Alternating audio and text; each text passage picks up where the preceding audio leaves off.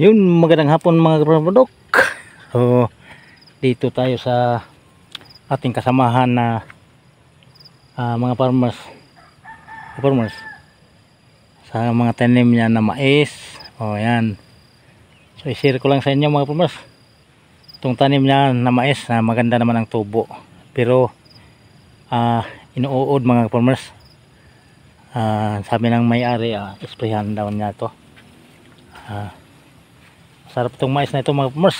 Sweet corn mga farmers. Yan. Ang ganda, di ba mga farmers? Yan. So, iikot ko lang kayo mga farmers para makita nyo yung tanim na iba-ibang tanim.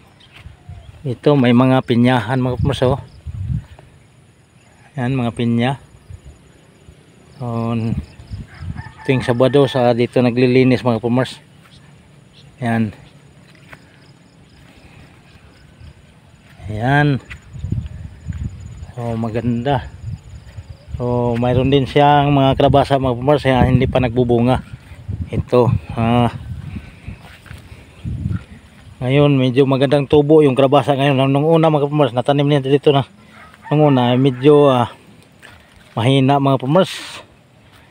So ngayon, may nakapagsabi na gagamitin na pang-abono ay yung dumi ng manok mga farmers, yung chikindang.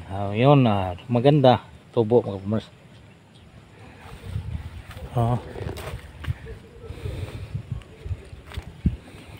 Sana to maka-harvest ito ng maganda mga farmers.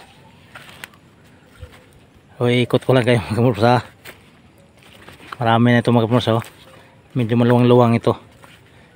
So yung may-ari mga farmers, talagang gumastos dito, no?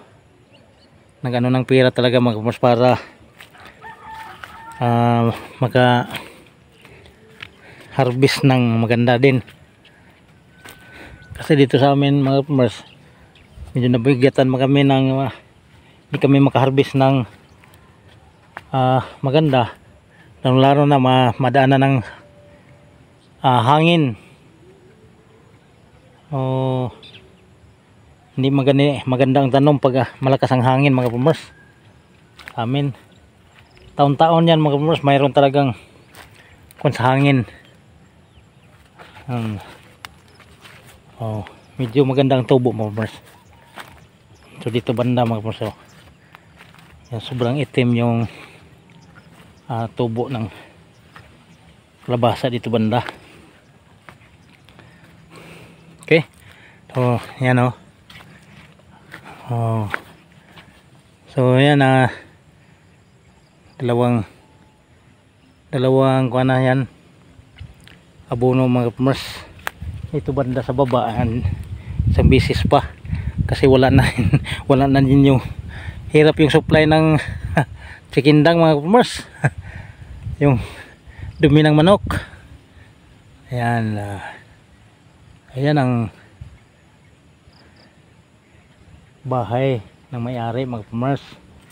Ayan, ikot ko lang sa magandang tanawin mga kaprodok. Doon ito, so hindi pa nagbulaklak ang kalabasa na ito mga farmers. Ayan, siguro mga abutin pa ng mahigit isang buwan o 2 buwan to magbulaklak na ito. Okay, so magandang view dito mga farmers.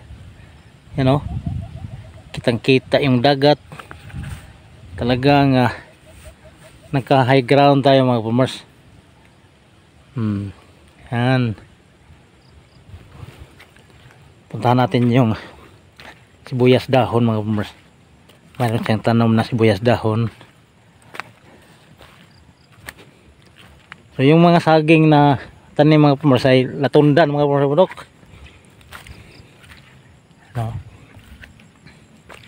Bagong tanom lang ito mga farmers. So kailangan ng magandang abono yan para hihitik yan mga farmers. Yan,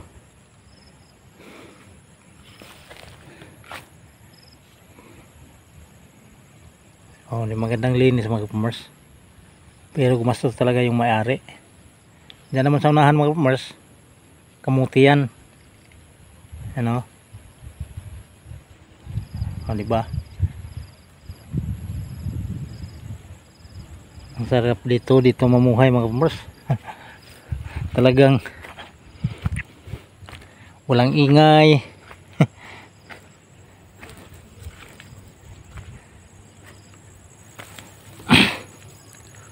Ayan.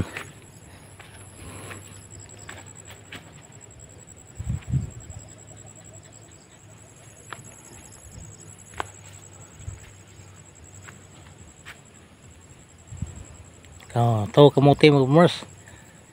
Mais. Oh, mayroong kalabasa, kamuti, may pinya, no?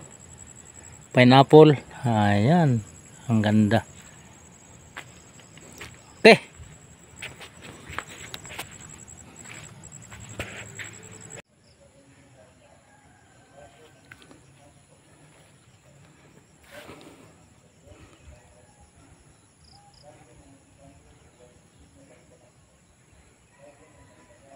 Yan, magandang tubo yung kamuti mga kapamers, pero dito yan banda sa mga matarik na lugar mga kapamers, malalim oh. Wow.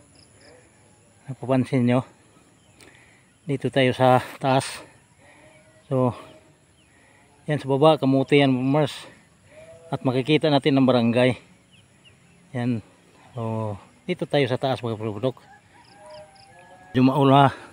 Maulan na mga kapamers. O maambon-ambon na. Ayan. Pakita ko lang yung view dito sa taas ng ating sugod papunta doon sa dagat. Ayan. So nangingitim na dahil hindi na magtagal, may ulan na kapamers. Ayan.